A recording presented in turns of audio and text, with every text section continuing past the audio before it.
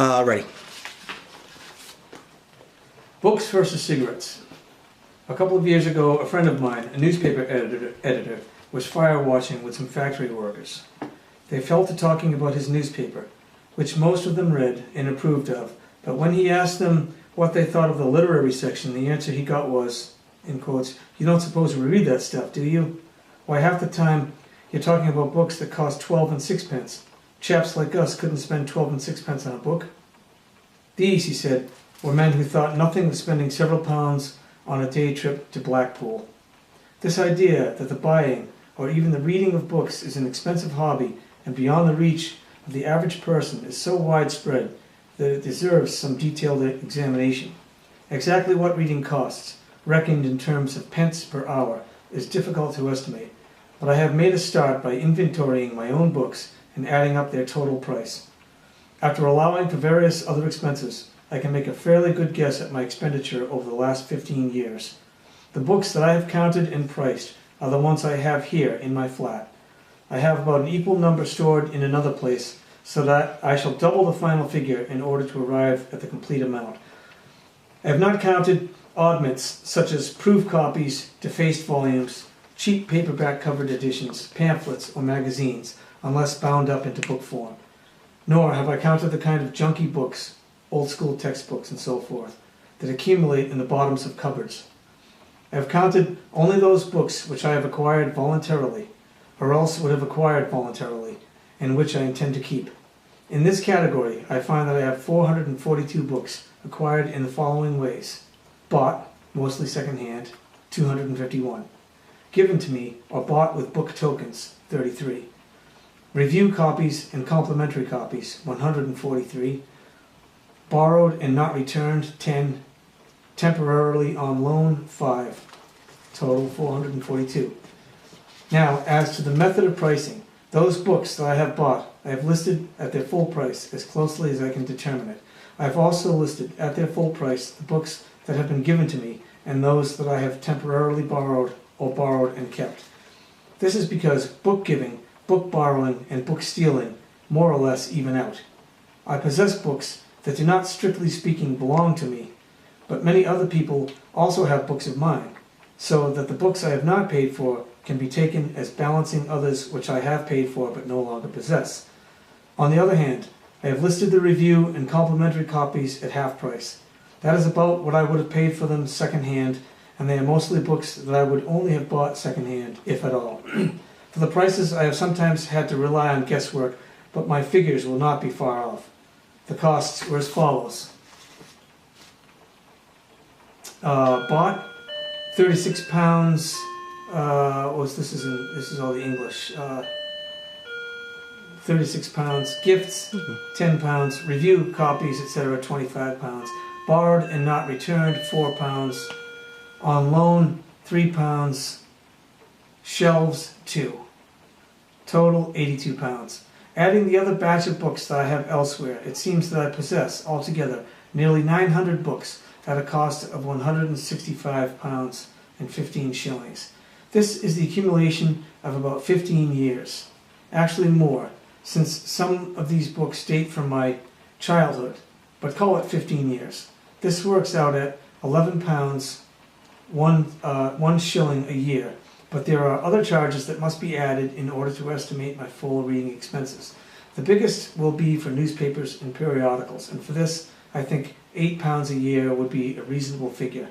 £8 a year covers the cost of 2 daily newspapers, 1 evening paper, 2 Sunday papers, 1 weekly review, and 1 or 2 monthly magazines. This brings the figure up to £19, 1 shilling, but to arrive at that grand total, one has to make a guess. Obviously, one often spends money on books without afterwards having anything to show for it.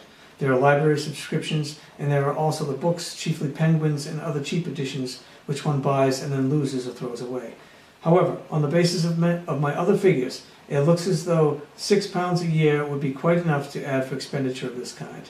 So my total reading expenses over the past 15 years have been in the neighborhood of £25 a year. £25 a year sounds quite a lot until you begin to measure it against other kinds of expenditure. It is nearly 9 shillings, 9 quid a week and at present 9 shillings 9 quid is the equivalent of about 83 cigarettes. Players, that's the brand name. Even before the war, it would have bought you less than 200 cigarettes. With prices as they are now, I'm spending far more on tobacco than I do on books. I smoke 6 ounces a week, at half a crown an ounce, making nearly £40 a year. Even before the war, when the same tobacco cost 8D an ounce. What would that be, 8D? Is that 8? So it's pounds, shillings... Do they have dimes? No. It's another word. I think they call it a quid. But I don't know what the D actually stands for. Yeah, I don't know.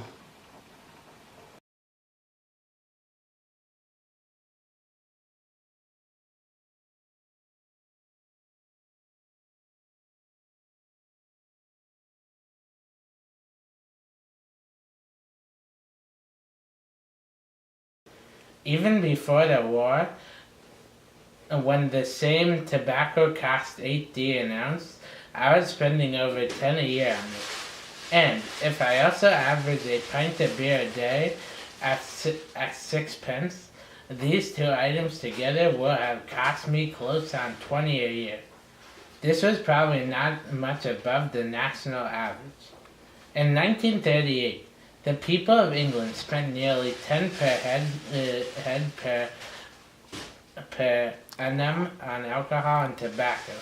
However, 20% of the population were children under 15, and another 40% were women, so that the average smoker and drinker must have been spending less than 10.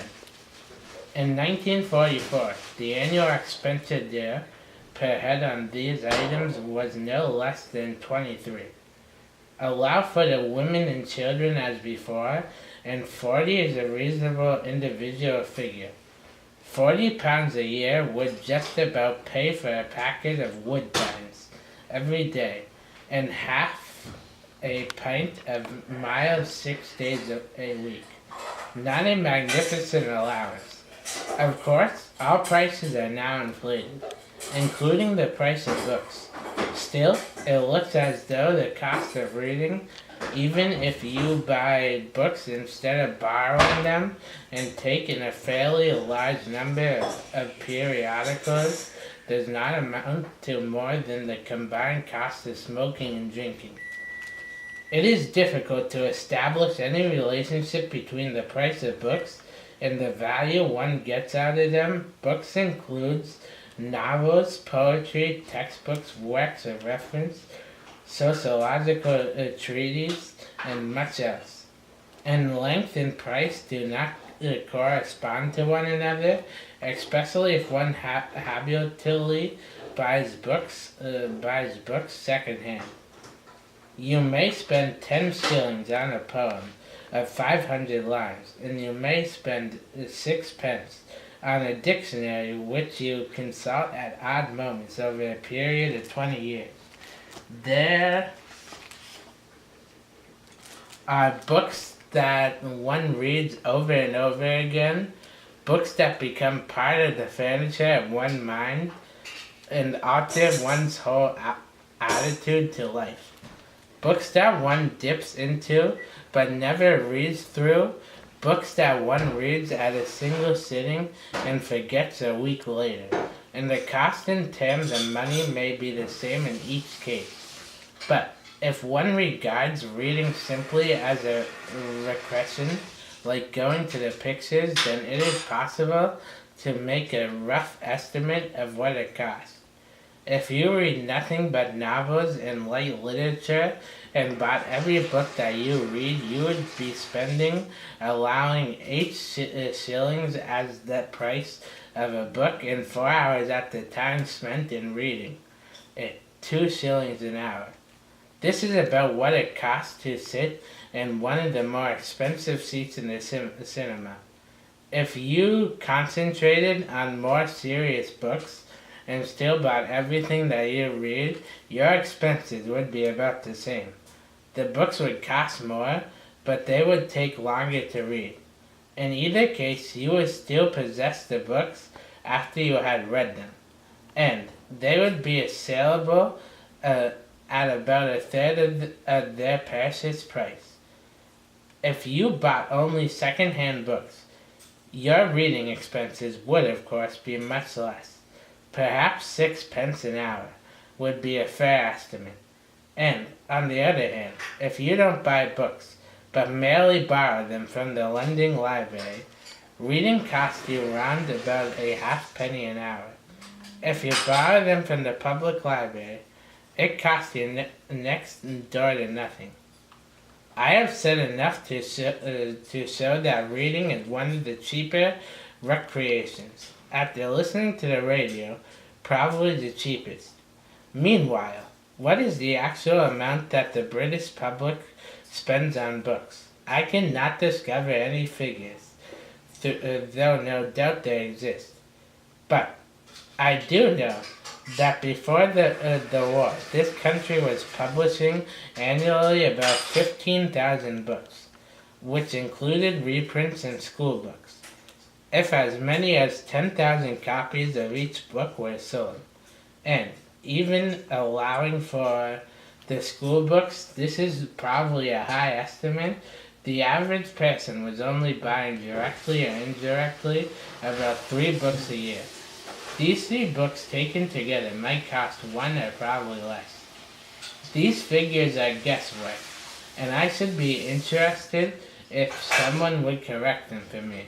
But if my estimate is anywhere near right, it is not a proud record for a country which is nearly 100% literature, and where the ordinary man spends more on cigarettes than an Indian peasant has for his whole livelihood. And if our book consumption remains as low as it has been, at least let us admit that it is because reading is a less exciting pastime than going to the dogs, the pictures, or the pub, and not because books, whether bought or borrowed, are too expensive. Is the whole thing? Yeah. Cool. All right.